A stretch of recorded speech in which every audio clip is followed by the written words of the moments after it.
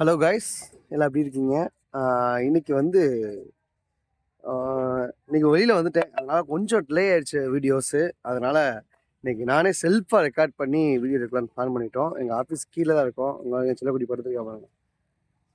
ஆக்சுவலாக வந்து இன்னைக்கு என்ன மேட்டரை பற்றி பேச போகிறேன்னா, நான் வந்து வீடியோஸ் வந்து யூடியூப்பில் பார்த்துட்டு இருக்கும்போது சில வீடியோஸ் வந்துச்சு. அந்த வீடியோட அவேர்னஸ் தான் இந்த பதிவுன்னு நினைக்கிறேன்.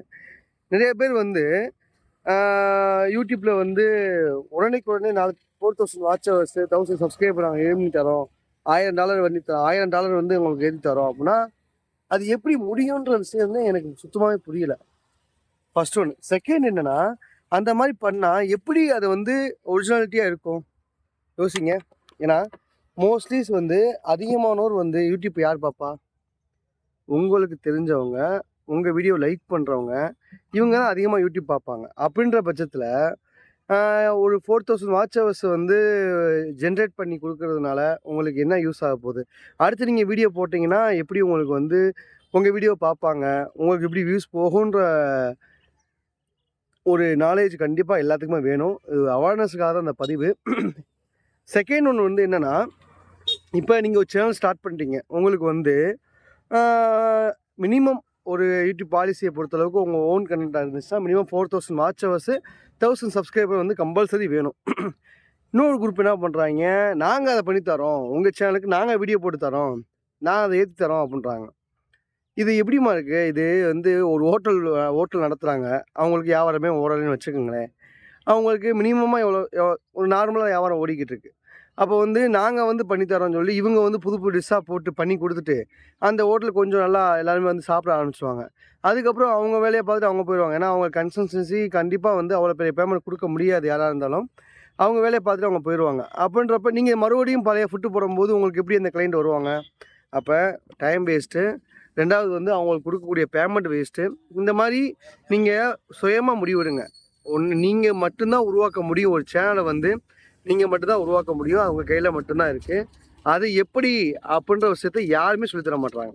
ஓகேங்களா? ஒரு ஸ்ட்ரைக் ஆச்சுன்னா எப்படி அதை ரிமூவ் பண்ணணும், ஒரு ஸ்ட்ரைக் ஏன் விழுகுது, நம்ம எப்படி யூடியூப் பாலிசியை ஃபாலோ பண்ணணும், எப்படி வீடியோஸ் போடணும், தம்ப்நெயில் எப்படி கிரியேட் பண்ணணுன்ற விஷயத்துலேருந்து யூடியூப்பில் இருக்க எல்லா விஷயமும் A to Z விஷயமும் ஓரளவுக்கு மினிமமாக ஒரு பேசிக்காக தெரிஞ்சால் மட்டும்தான் நம்ம அதை ஓப்பன் பண்ண முடியும். அதில் வந்து வீடியோஸ் போட முடியும். அந்த வேலையை நம்ம இன்னமும் பார்த்துக்கிட்டு இருக்கோம். மோஸ்ட்லிஸ் வந்து யாருக்கும் வந்து நான் ஒரு சின்ன அவங்களுக்கே வந்து என் சைட்லேருந்து வேற ஒருத்தர் மாதிரி நான் பேசினேன். எனக்கு இந்த மாதிரி யூடியூப் சேனலை பற்றி தெரியாது, எனக்கு ஓப்பன் பண்ணி கொடுங்க அப்படின்னு கேட்டப்போ அவங்க சொன்ன பேமெண்ட் என்ன தெரியுமா? மிரண்டேன். ஆக்சுவலாக வந்து அவங்க என்ன சொன்னாங்கன்னா, உங்களுக்கு வர ஆட்சன்ஸில் வர அமௌண்ட்டில் ஆளுக்கு பாதி, அதாவது உங்கள் யூடியூப்பில் வர இன்கமில் ஆளுக்கு பாதி நான் உங்களுக்கு யூடியூப் சேனல் போட்டு கொடுப்போம். நாங்களே வீடியோஸ் நீங்கள் வந்து ஒரு நாளைக்கு 3 வீடியோஸ் போடணும், அதை உங்களுக்கு வந்து நாங்கள் ஜென்ரேட் பண்ணி கொடுப்போம். ஆனால் எப்படி ஜென்ரேட் பண்ணுவீங்க பிரதர், இன்ஸ்டாவில் போட்டால் அப்படின்னு கேட்டால் அதுக்குன்னு ஒரு டூல் வச்சுருக்காங்களாம். அவங்க ஏதோ அது வந்து அவங்க சொல்லலை. ஆக்சுவலாக அதை தெளிவாக சொல்ல, அது ஒன்றும் பிரச்சனை பிரதர், அதை நாங்கள் சொல்ல மாட்டோம், அது சீக்ரெட், நாங்கள் உங்களுக்கு அதை ரெடி பண்ணி தருவோம், எங்கள் டீம் இருக்காங்க அப்படின்னாரு.